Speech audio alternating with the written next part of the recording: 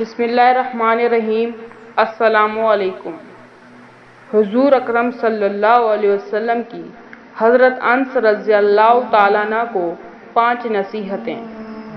حضرت انس رضی اللہ تعالیٰ عنہ فرماتے ہیں کہ مجھے نبی کریم صلی اللہ علیہ وسلم نے 5 باتوں کی وصیت کی ہے۔ فرمایا، نمبر 1، اے انس، کامل وضو کرو، تمہاری عمر بڑھے گی۔ نمبر 2، جو میرا امتی ملے سلام کرو، نیکیاں بڑھیں گی۔ نمبر 3، گھر میں سلام کر کے جایا کرو، گھر کی خیریت بڑھے گی۔